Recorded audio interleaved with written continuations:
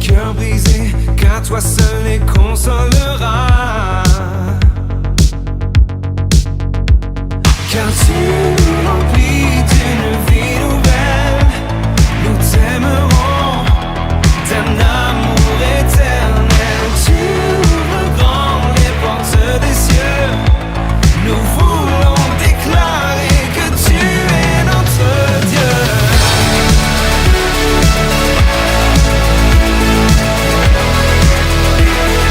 Tu es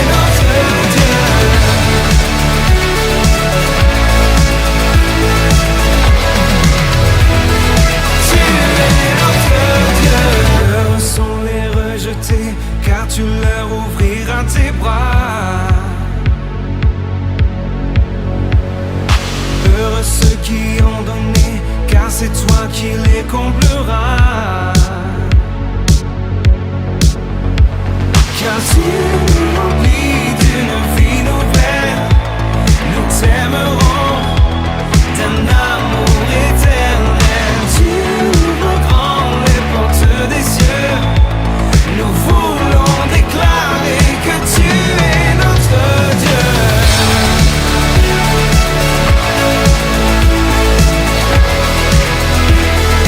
Tu es notre Dieu.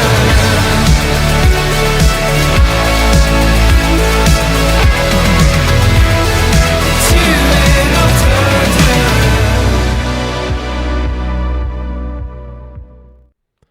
Bonjour à tous. Nous vivons encore un temps où notre foi en la puissance de Dieu s'exerce, lui qui guérit, lui qui restaure, lui qui relève chacun d'entre nous. Nos prières montent toujours et encore vers lui pour que son salut se répande dans ce monde, dans tous les domaines de la vie privée et publique. Et nous, dans tout cela, nous voulons encore déclarer ce matin que nous sommes enfants de Dieu. Dieu nous appelle à le servir. Il nous appelle à le servir dans une vie passionnée pour lui, en tant que personne, mais aussi en tant qu'Église, ce que nous sommes. Aussi, notre premier appel commun à nous tous, c'est de l'adorer, en esprit et en vérité. C'est de venir dans sa présence pour le rencontrer et l'honorer de tout notre cœur et de toute notre force. Ce temps que nous allons vivre de louange, c'est un temps de rencontre, parce que le Seigneur se manifeste au milieu des louanges de son peuple, nous dit le psaume 22 au verset 4.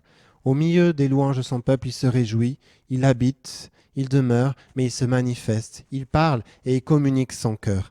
Alors, venons à lui ce matin, venons là où il se trouve, venons pour l'élever, venons pour le glorifier, venons pour le rencontrer, pour l'entendre, pour lui parler. Allons à sa rencontre. Laissons le Seigneur nous guider dans ses voies, lui qui est le chemin, la vérité et la vie. Louons ensemble avec Nathan et Patricia qui vont nous mener dans ce temps de louange. Et puis ensuite, nous aurons le message que nous adressera Elsa. Bon culte à chacun.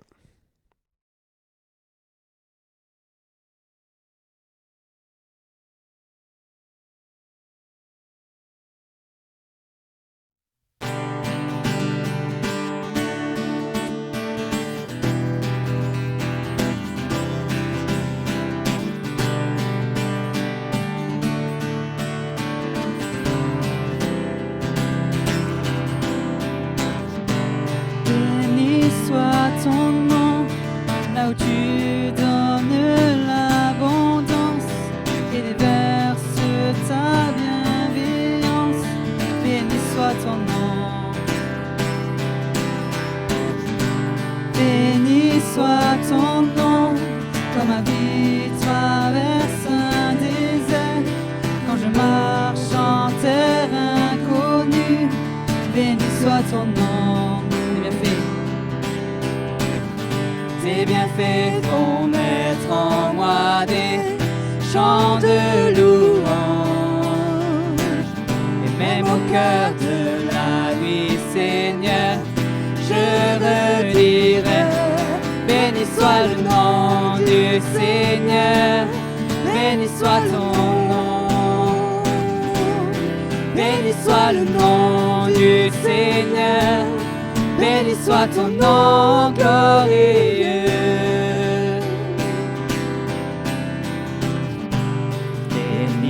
soit ton nom.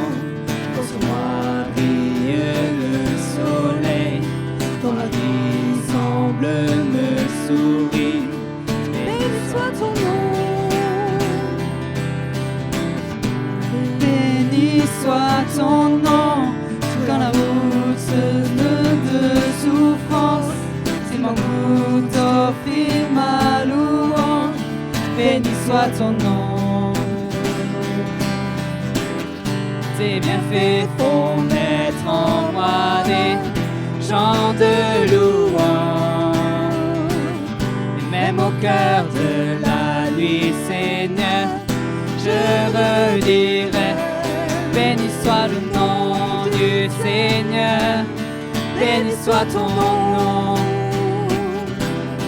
Béni soit le nom du Seigneur. Béni soit ton nom glorieux. Béni soit le nom du Seigneur. Béni soit ton nom.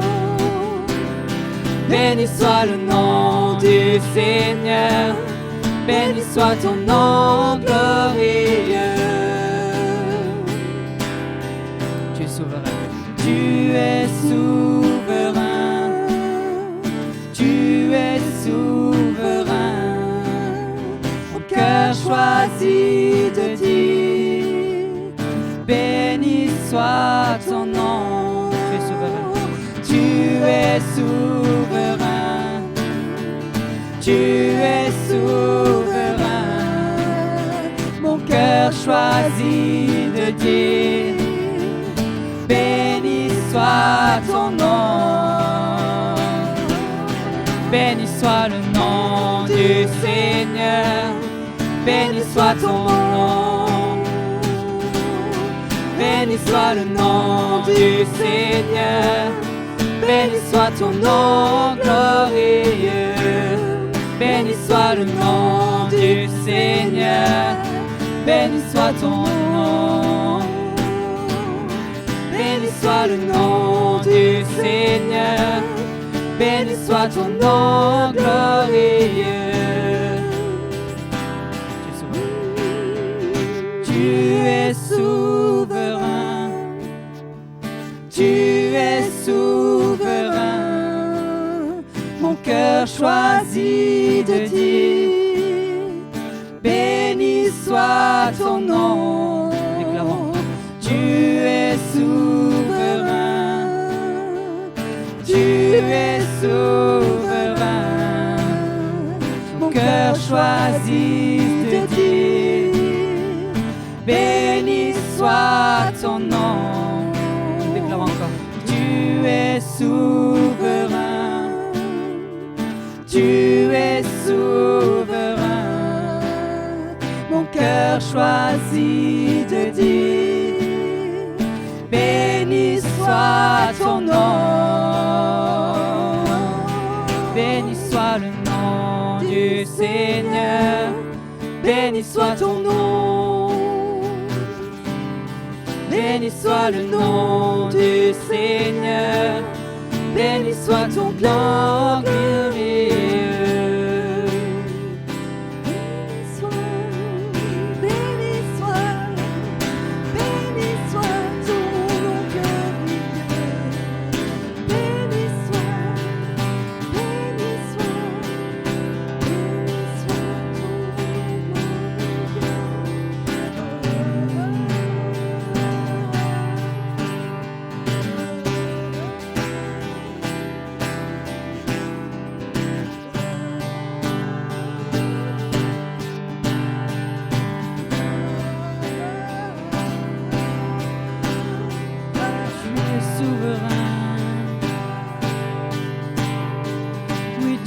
souverain.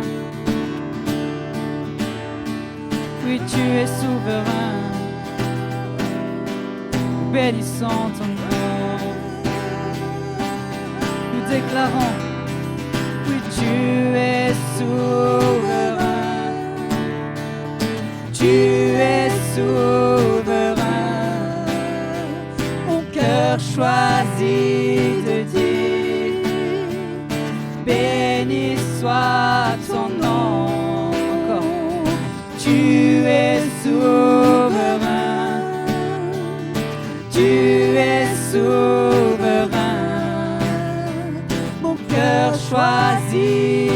dis, béni soit ton nom.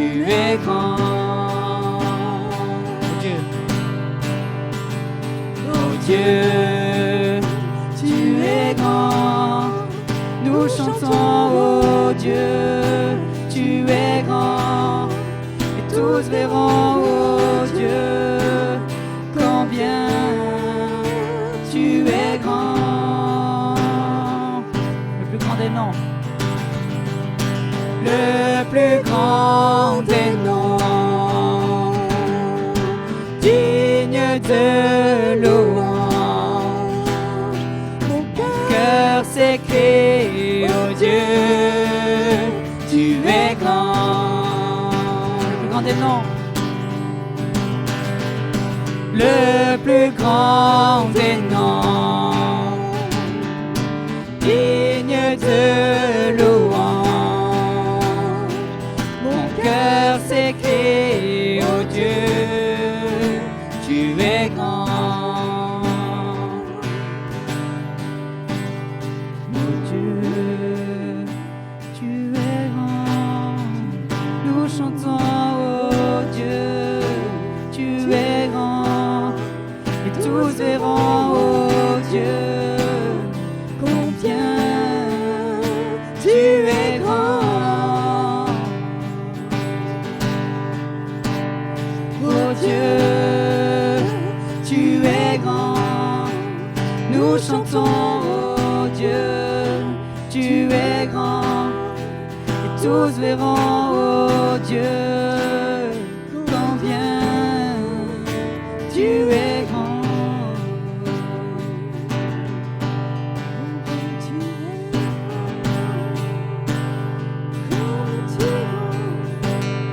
Digne de louange, digne d'adoration.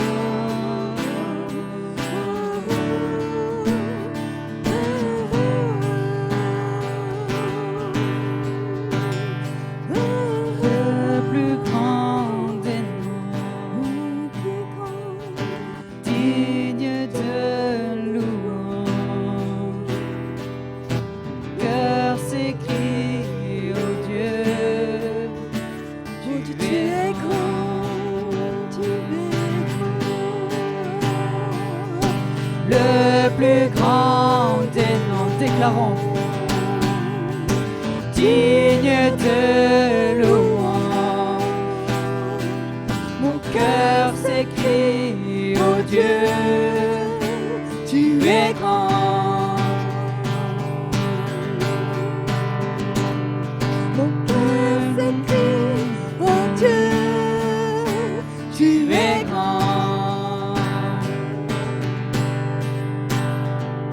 Mon cœur s'écrie, oh Dieu, tu es grand. Tu es grand, digne de louange, d'une majesté digne d'adoration. Tu es le plus grand des dieux. Célébrons ton nom, sacrement ta majesté. Nous disons tes hauts faits, tes actes victorieux. Proclamons ta majesté, Jésus.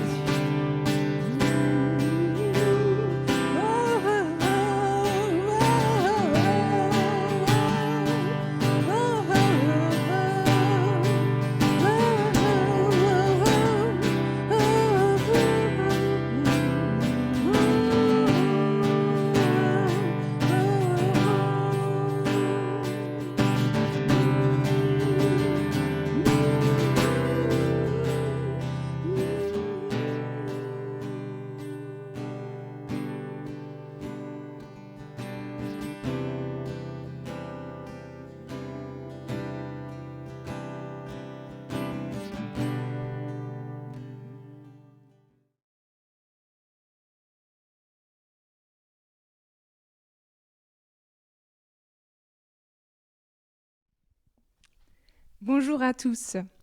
Ce matin, j'aimerais vous parler d'un thème qui me tient particulièrement à cœur en ce moment et où Dieu est vraiment en train de me travailler. Je pense que c'est une clé importante dans les circonstances dans lesquelles on est en ce moment. Et je crois que Dieu est vraiment en train de travailler la foi. Et c'est en lisant Hébreux 11 que ce thème m'est vraiment venu et m'a vraiment interpellée. Parce qu'on voit qu'il y a différents personnages bibliques qui ont traversé des circonstances particulières et difficiles à leur niveau. Et on comprend qu'est-ce qui les a aidés à traverser ça. Et on voit à chaque fois que c'est par la foi. Et il y a vraiment une clé là-dedans, je crois. Alors on va regarder d'abord qu'est-ce que c'est la foi. Hébreux 11.1 nous le dit. Or, la foi est l'assurance des choses qu'on espère. C'est la conviction de celles qu'on ne voit pas. En fait, la foi, c'est croire, c'est être convaincu que Dieu agit, que Dieu est à l'œuvre. Même si on ne le voit pas, même si on ne sent pas qu'il le fait, on en est convaincu. Et d'une certaine manière, on peut dire que la foi, c'est simple, c'est croire en fait. Simple, mais pas toujours si facile quand même. Et j'ai regardé récemment un petit témoignage de Alain Audercet. Je ne sais pas si vous connaissez, c'est un auteur de bande dessinée. Et il racontait qu'au début de sa carrière, où il faisait ses bandes dessinées, c'est des bandes dessinées chrétiennes, je précise, où il commençait à écrire, il n'était pas très connu. Et pourtant, il avait cette foi que Dieu allait pourvoir à ses besoins. Et il explique que finalement, des fois, même au dernier moment, mais il a toujours eu à manger. Il s'est parfois inquiété, mais finalement, Dieu a toujours répondu d'une manière ou d'une autre. Et avec du recul, il se rend compte que il n'a jamais manqué de rien. Et avec du recul, il se dit, finalement, j'avais juste besoin de croire. Et on perd bien souvent du temps et de l'énergie, c'est ce qu'il dit. On perd bien souvent du temps et de l'énergie à s'inquiéter. Et en fait, il suffit juste de croire. C'est ça la foi, c'est croire. Et la Bible est vraiment encourageante au sujet de la foi parce qu'elle nous explique que la foi, il n'en faut pas forcément beaucoup. Et il y a cette image de la graine de moutarde qui est utilisée dans la Bible. Alors, je ne sais pas si vous avez déjà vu la taille d'une graine de moutarde. Une graine de moutarde, c'est vraiment minuscule. Ça ne fait que quelques millimètres. Et la Bible, pourtant, nous dit que si on a de la foi, comme une graine de moutarde, on peut dire à une montagne, transporte-toi d'ici là, et elle se transportera. Rien ne nous sera impossible, nous dit Matthieu 17, 20. Et je trouve que c'est vraiment encourageant de se dire que notre foi, même si des fois elle est un peu vacillante, elle nous semble un peu petite, elle a un potentiel énorme. Et dans la graine de moutarde qui est toute petite, qui fait quelques millimètres, il y a le potentiel et la capacité, une fois qu'on la met en terre, qu'un arbre, une plante pousse, une plante qui va faire 3 ou 4 mètres. Donc dans une toute petite graine, il y a un potentiel énorme. Et c'est vraiment ce qui est encourageant ce matin de se dire que notre foi, si elle est utilisée entre les mains de Dieu, elle peut avoir un impact énorme. Alors on va un peu plus s'attarder sur Hébreux 11 ce matin et sur les personnages bibliques qui sont mentionnés dans ce texte. Et je ne sais pas si vous avez déjà remarqué, mais il y a des héros de la foi, mais il y a aussi des héroïnes de la foi dans le texte d'Hébreux 11. Il y a 2 femmes qui sont citées dans ce texte. Et ce matin, j'aimerais un peu plus regarder les profils de ces 2 femmes et voir leur histoire. Alors, la première femme qui est citée, c'est Rahab. Alors, je ne sais pas si vous vous rappelez qui est Rahab. Rahab, on peut se dire, elle n'a peut-être pas le profil idéal pour figurer dans ce texte. Alors, Rahab, déjà, c'est une prostituée. Et c'est une femme qui ne fait pas partie du peuple de Dieu, du peuple d'Israël.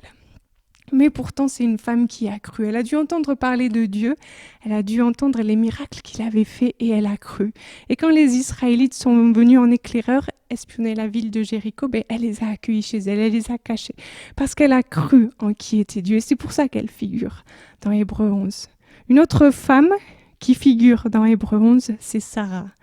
Alors Sarah, on peut se dire aussi qu'elle n'avait peut-être pas le profil idéal pour figurer parmi les héroïnes de la foi. C'était une femme qui avait à peu près 90 ans. Elle était stérile. Elle n'avait pas encore enfanté. Et son mari, qui approchait, qui avait même un peu plus de 100 ans, était, ce que nous dit la Bible, il était déjà marqué par la mort.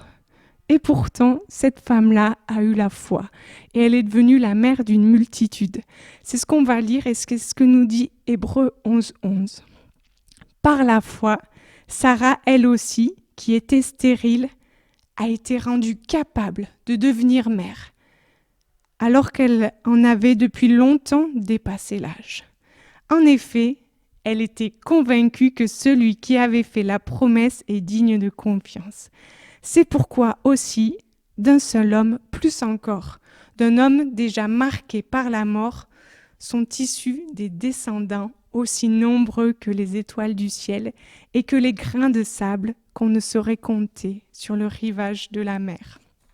Waouh, comme c'est encourageant de voir que cette Sarah-là a été une héroïne de la foi parce qu'elle a cru malgré son profil atypique, Dieu a pu se servir d'elle. Et je ne sais pas vous, mais je crois que des fois, ça nous arrive un peu d'avoir l'impression de ne pas avoir le bon profil, d'avoir un peu ce syndrome de l'imposteur, d'être pas la bonne personne avec les bonnes qualités, le bon CV pour que Dieu se serve de nous. Et on pourrait trouver bien des excuses, bien des prétextes. Et moi, à mon niveau, ça m'arrive des fois de trouver bien des choses pour me dire oh là là, mais je suis quelqu'un qui est quand même assez réservé, ou alors je suis une femme, ça peut paraître peut-être parfois un handicap, ou alors je ne suis pas assez expérimentée dans la vie avec l'âge que j'ai, même si ça commence à changer, mon âge prend de plus en plus d'ampleur au fur et à mesure, mais je pourrais me dire j'ai pas encore tout vécu et comment je pourrais être utilisée entre les mains de Dieu, comment Dieu pourrait se servir de moi. Et je trouve que ce texte est vraiment encourageant parce qu'on voit que ces femmes dont Dieu s'est servi, c'est peut-être pas les femmes qui semblaient avoir le profil idéal, mais avec Dieu, personne n'est jamais hors de la course, personne n'est jamais hors jeu. Et Dieu veut vraiment se servir de chacun de nous. Il n'y a pas le profil type pour être dans le plan de Dieu. Et je crois que c'est vraiment un premier encouragement pour nous ce matin. Chacun avec qui on est, avec le profil qu'on a, Dieu veut se servir de nous. Dieu veut nous utiliser. Dieu veut utiliser notre foi pour se manifester au travers de nos vies. Alors, en continuant un peu à s'intéresser à la vie de Sarah, on peut voir que Sarah, elle a été nommée femme de foi, mais pourtant, on peut dire que sa foi n'a peut-être pas toujours été exemplaire. Si on se penche un peu sur son histoire qu'on retrouve dans la Genèse, on voit à un moment donné, dans Genèse 18, 12, quand elle entend la promesse que Dieu fait par rapport aux enfants qu'elle aura, elle se met à rire, elle se met à douter. Et à ce moment-là, Dieu lui dit « mais tu as ri ». Et qu'est-ce qu'elle fait ? Elle va mentir, elle va dire « non, je n'ai pas ri ». Et parce qu'elle avait certainement eu peur. Et finalement, en lisant ça, on se rend compte que Sarah, elle est bien souvent comme nous. Elle a des réactions bien humaines, comme on peut avoir, nous, à des moments donnés. On peut être pris par le doute, on peut être pris par la peur. On peut ressentir toutes ces émotions-là. Et finalement, on se rend compte que il n'y a pas que nous qui vivons ça. Et ça donne un sentiment d'humanité à chacun de nous. Même Sarah a pu ressentir ça à un moment donné. Je crois qu'on peut avoir vraiment de la bienveillance envers nous et envers chacun de nous par rapport à ces choses qu'on peut ressentir. Parce que ça peut arriver. Ça arrivera peut-être encore à chacun d'entre nous. Et ce qui est quand même encourageant, c'est que ces doutes ne servent pas à rien. Et je crois que quand on doute, ça fait partie aussi d'un processus de croissance qui nous permet d'avancer. Dans la mesure où on ne va pas laisser le doute nous envahir et prendre toute la place, mais je pense que d'une certaine manière, la foi n'exclut pas le doute. Et justement, c'est parce qu'à un moment on a douté, on s'est posé la question, mais est-ce que c'est vraiment ça, que alors on pourra avoir une véritable conviction. Le mot conviction, dans son étymologie, ça veut dire vaincre sur. C'est une pensée qui, à un moment donné, va s'imposer aux autres. Elle va vaincre par rapport à nos autres pensées. C'est comme s'il y avait un combat entre toutes nos pensées, la pensée de doute, les pensées de peur, toutes ces pensées-là, et aussi la pensée de foi. Et à un moment donné, il y a une pensée qui va s'imposer aux autres, une pensée de foi qui va venir s'imposer. On va se dire, mais oui, c'est ça auquel je crois. Et je pense que ce qui est plus dangereux, par contre, c'est la certitude. C'est quand les choses sont figées, quand les choses ne bougent pas. Et c'est là que c'est dangereux. Je pense qu'avec Dieu, on ne peut pas enfermer les choses dans les boîtes. Il y a toujours quelque chose de plus à comprendre, à découvrir. Et c'est ça aussi qui est excitant, c'est ça aussi qui donne toujours envie d'aller plus loin.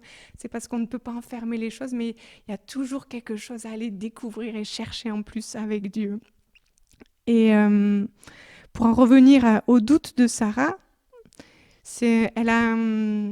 elle a tellement douté qu'à un moment donné, elle a même essayé de trouver une solution par elle-même. Je ne sais pas si vous vous rappelez, mais dans Genèse 16, on peut voir qu'elle a voulu donner un coup de main à Dieu finalement, d'une certaine manière. Elle s'est dit, moi je ne pourrai pas avoir d'enfant, certainement, vu mon âge, alors peut-être que ce sera ma servante qui en donnera un. Donc elle a proposé à son mari d'aller coucher avec sa servante pour avoir un enfant. Et finalement, je crois qu'elle s'est vraiment rendue compte de son erreur.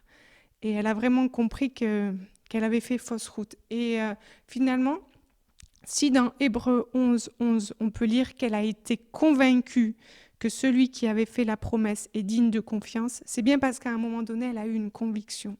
À un moment donné, elle a compris que c'était pas à elle de trouver ces solutions. C'était pas elle qui finalement allait pouvoir donner un coup de main à Dieu, qui allait pouvoir trouver la manière dont ça pouvait se faire, comment la promesse d'avoir des enfants allait se réaliser. Et à ce moment-là, je crois qu'elle a vraiment lâché prise. Elle s'est dit, c'est pas moi, c'est pas mes capacités, c'est pas par mes propres forces, c'est pas par mes propres solutions, c'est pas par les circonstances actuelles que ça va se passer. C'est seulement parce que Dieu peut le faire.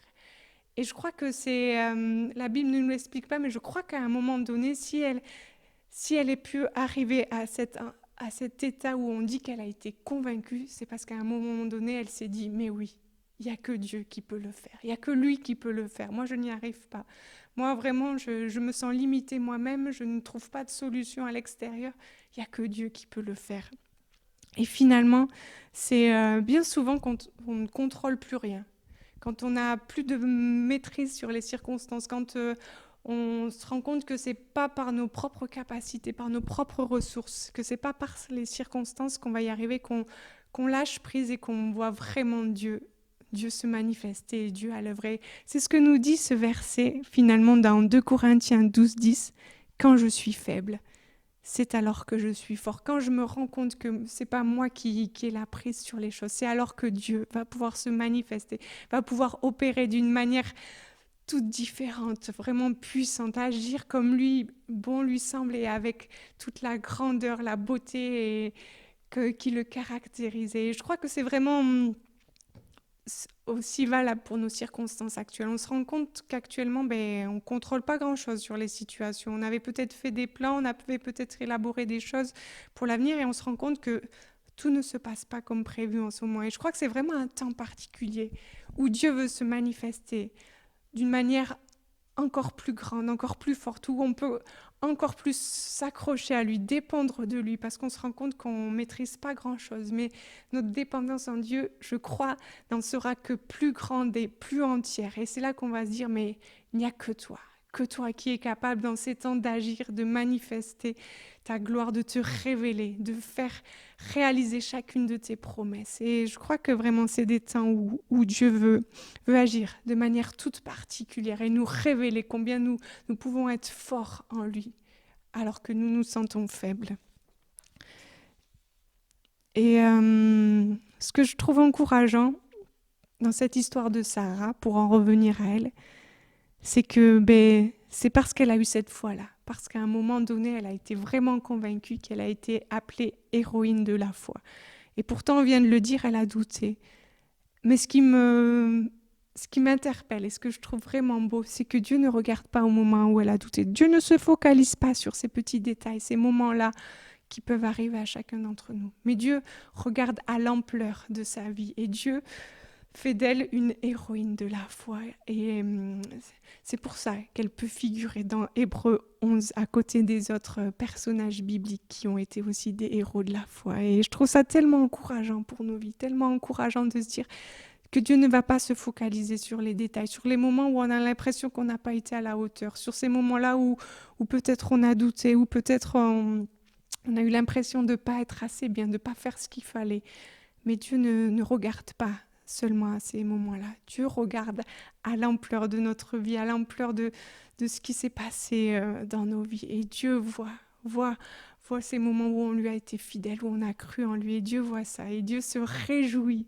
Et Dieu vraiment, je pense que l'opinion que Dieu a de nous est beaucoup plus haute que ce qu'on peut imaginer. Je pense qu'on serait surpris d'entendre comment Dieu qualifierait chacun de nous et d'entendre le regard qu'il pose sur nos vies.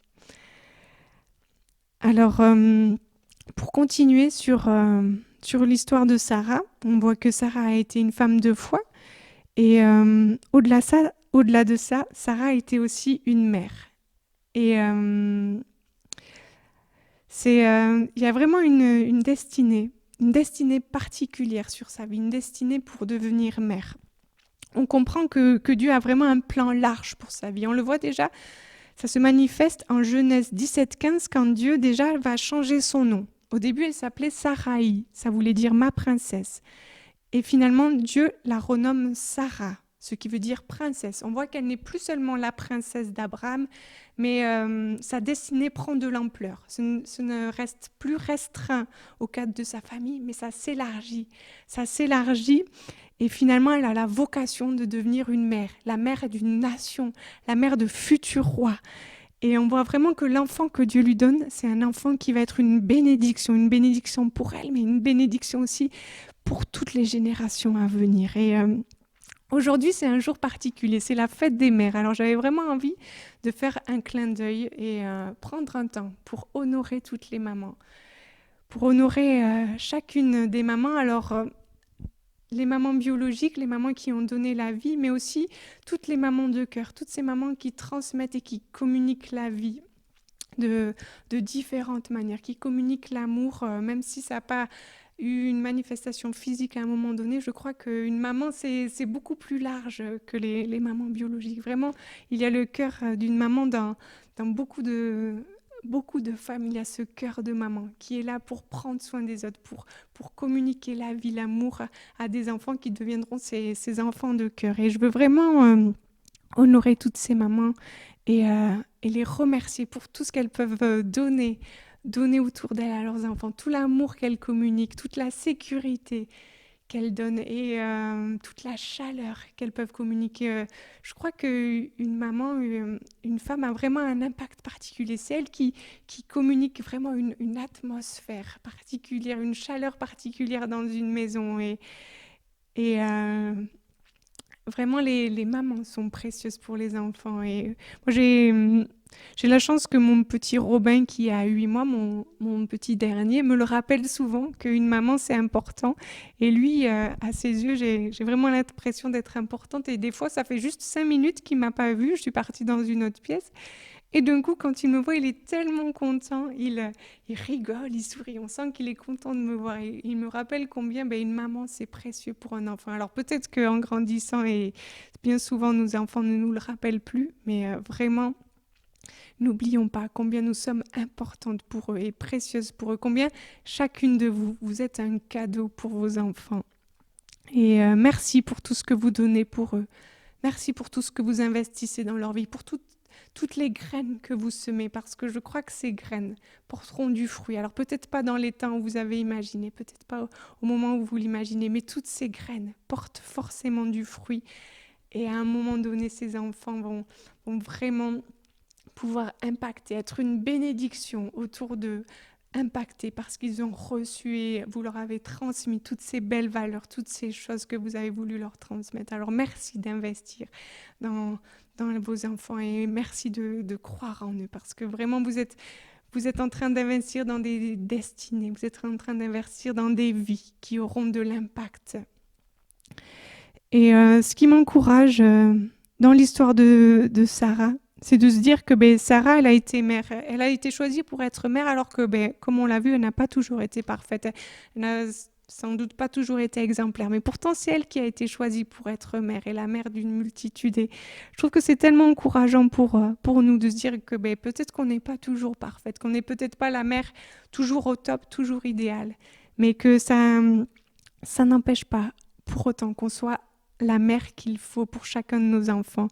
Je crois qu'on a juste besoin d'être nous-mêmes finalement, avec des fois des moments où ça se passe bien, où les choses semblent couler, mais aussi avec des moments où on a, peut-être où c'est plus compliqué, où on a des hauts et des bas, où on a des moments où on se sent plus fatigué, mais ça n'empêche que je pense que chacune de nous, on est la mère qu'il faut pour nos enfants et que justement, en étant nous-mêmes, en apprenant à nos enfants qu'il y a des jours où on va bien, puis des jours où c'est plus compliqué, mais en leur apprenant aussi que quand des fois peut-être on dérape, on se trompe, on sait dire pardon, en leur apprenant toutes ces choses-là, je crois qu'on transmet tellement de choses importantes à nos enfants. Ils se rendent compte qu'en étant nous-mêmes, qu'en étant parfois imparfaites, mais en sachant aussi reconnaître ses erreurs, l'amour est toujours présent, l'amour est toujours là. Et finalement, on leur apprend que même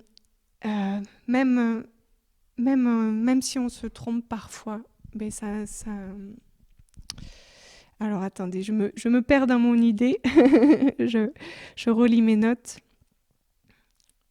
Voilà, que finalement, c'est souvent dans ces moments-là où on n'a pas été forcément parfait, où parfois on a pu se tromper, mais qu'on se rend compte que si simplement on le dit à nos enfants, on leur explique, on leur demande pardon, là, les liens d'amour vont être encore particulièrement renforcés. Moi, je crois que c'est dans ces moments-là où vraiment les liens d'amour avec mes enfants étaient particulièrement renforcés et où je leur ai transmis que juste en se trompant, c'est là où on développe finalement, où on développe notre capacité à avancer, à rebondir.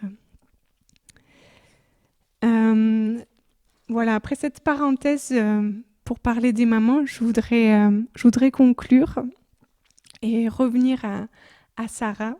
Et finalement, on voit dans l'histoire de Sarah que tout ne se passe pas forcément comme prévu dans son histoire. La promesse de Dieu a mis 25 ans avant de s'accomplir, avant de se réaliser. Et je crois qu'on est dans des temps aujourd'hui, comme on le disait déjà un peu, où tout ne se passe pas forcément comme prévu. Mais pourtant, je crois que c'est des temps où vraiment notre foi peut continuer à être en action parce que Dieu ne s'arrête pas d'agir pour autant. Et je crois vraiment que même si ces temps semblent particuliers, cela n'empêche pas que le meilleur reste à venir. On peut vraiment croire en ce Dieu qui va vraiment agir et que le meilleur reste à venir. Et c'est vraiment des temps particuliers où je crois que Dieu est à l'œuvre d'une manière particulière, où vraiment il est en train de réveiller notre foi, de vraiment se révéler à nous comme jamais. Il est en train de reprendre sa place dans nos vies, de reprendre toute la place. Il est en train de vraiment développer cette dépendance qu'on n'avait peut-être plus à lui, de totalement croire en lui, totalement lâcher lâcher prise sur ce qu'on ne peut pas contrôler, dépendre de lui. Et je crois que c'est aussi un temps particulier où Dieu veut se révéler au cœur aussi, où c'est vraiment un temps pour la moisson. On voit que beaucoup de gens sont infectés par les circonstances actuelles à différents niveaux, et notamment au niveau psychologique. On voit tout ce qui est des symptômes qui se développent au niveau de l'anxiété, de la dépression. Mais je crois que c'est un temps vraiment où Dieu va se révéler dans ces temps particuliers.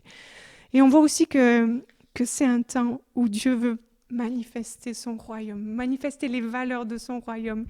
Et on le voit dans l'actualité en ce moment, il y a des choses qui bougent. Il y a des choses qui bougent sur l'égalité entre les blancs et les noirs. Je crois qu'il y a des choses qui bougent aussi sur l'égalité entre les hommes et les femmes. J'entends différents témoignages qui me montrent qu'il y a des lignes qui sont en train de changer, des choses assez récentes où on voit que les choses bougent à ce niveau-là. Et je crois que c'est vraiment l'intention de Dieu, cette intention qu'on lit dans Galates 3, verset 28. Il n'y a donc plus de différence entre les Juifs et les non-Juifs, entre les esclaves et les hommes libres, entre les hommes et les femmes. Unis à Christ, vous êtes tous un. Je crois que c'est vraiment un temps où Dieu veut rétablir l'égalité, ou un temps aussi où Dieu veut rétablir une unité comme jamais. Et on voit des connexions qui se font entre les églises comme il n'y a jamais eu. Et je crois que c'est vraiment un temps où l'unité, où l'amour vont se révéler aussi de manière particulière. C'est vraiment un temps aussi pour la famille, pour qu'elle retrouve sa place vraiment comme base de la société, base de sécurité, base aussi dans l'éducation des enfants. Et il y a des choses qui sont en train de bouger à ce niveau-là. Et dans les derniers temps, on a vraiment vu que la famille a retrouvé une place particulière. Je crois aussi qu'il y a des choses qui bougent au niveau de l'économie, des prises de conscience qui se font, des volontés de voir une économie plus juste, une économie plus solidaire. Et je crois que vraiment Dieu veut agir aussi à ce niveau-là, aussi au niveau des prises de conscience de la terre, du fait de prendre soin de la terre, du fait aussi de cultiver la terre.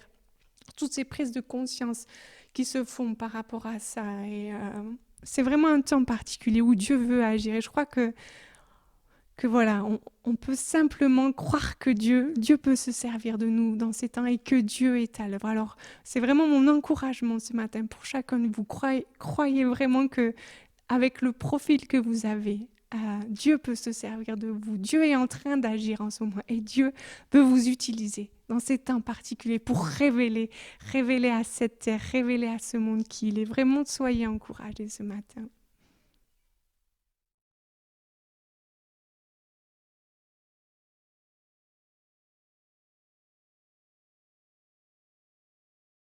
Merci Elsa pour ce message qui nous encourage à continuer avec foi, avec persévérance, avec détermination vers ce que le Seigneur en réserve pour chacun d'entre nous, mais aussi pour nous tous en tant qu'Église.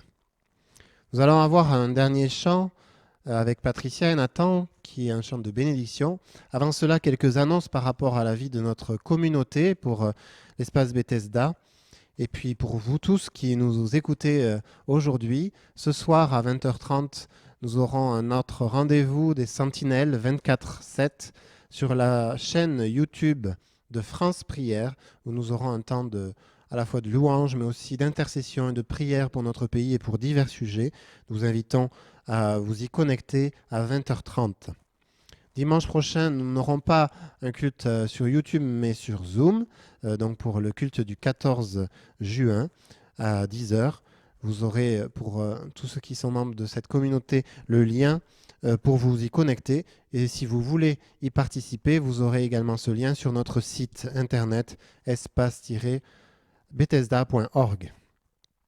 Nous sommes le premier dimanche du mois et nous avons pour coutume de faire une offrande missionnaire pour soutenir nos missionnaires qui se trouvent en Ouganda et au Cameroun. Vous pouvez le faire directement par virement. Toutes les informations sont également sur notre site internet sur l'onglet dons, à la fois pour les dons à l'église EPG et puis pour la mission sur l'association Agapé. Merci encore une fois pour toute votre générosité, votre fidélité dans les dons depuis ce temps de confinement. Nous continuons pendant quelques semaines encore à vivre nos cultes en ligne. Le déconfinement est en cours. Nous attendons la phase 3 de ce confinement qui aura lieu le 22 juin afin de pouvoir mieux se préparer à la reprise des cultes en présentiel dans nos locaux. Nous vous tiendrons informés, bien entendu, de l'évolution de cela. Mais nous tenons à dire que l'Église n'a jamais fermé, l'Église n'a jamais cessé de vivre, puisque l'Église, c'est chacun de vous, chacun d'entre nous. Et puis elle continue dans nos maisons. Et bientôt, nous aurons la joie vraiment de pouvoir nous retrouver, nous rassembler ensemble dans un même lieu. En attendant, nous continuons à vivre la communion par écran interposé, mais l'esprit est d'autant plus vivant qu'il touche un public encore plus large. Nous voulons, bien entendu, avant de nous quitter, souhaiter la bonne fête à toutes les mamans. Bonne fête à chacune d'entre vous. Je vous dis bon dimanche à tous, et puis nous chantons ensemble ce dernier chant.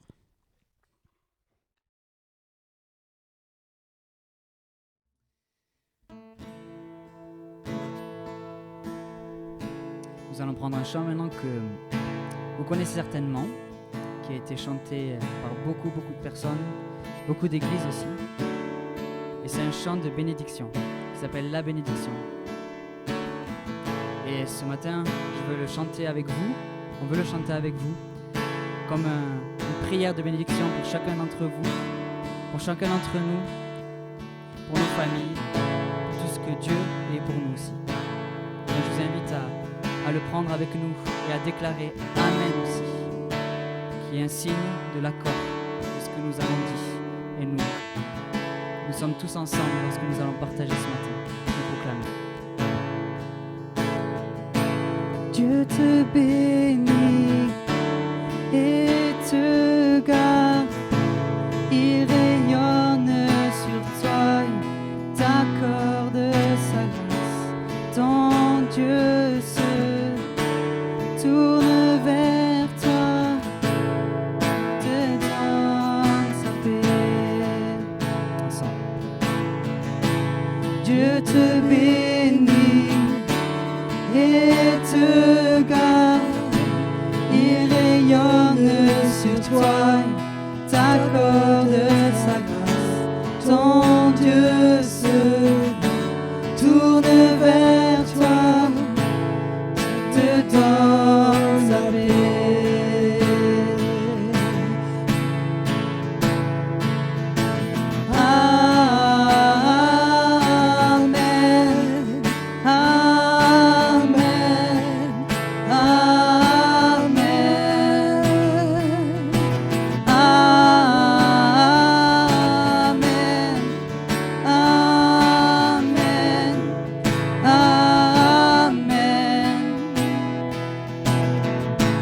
Dieu te bénit et te garde, il rayonne sur toi, t'accorde sa grâce. Ton Dieu se tourne vers toi, te donne sa paix.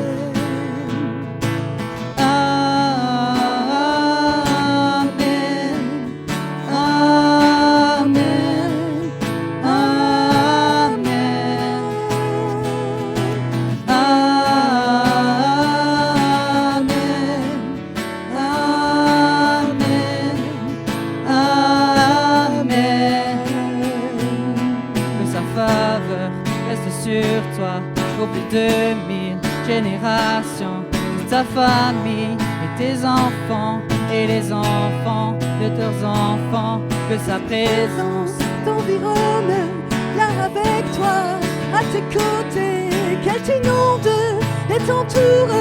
Il est pour toi, il est pour toi, dès le matin jusqu'au coucher, à chaque pas, veillant sur toi, dans les larmes et dans la joie. Il est pour toi, il est pour toi, il est pour toi, il est pour toi, il est pour toi, il est pour toi, il est pour toi, il est pour toi.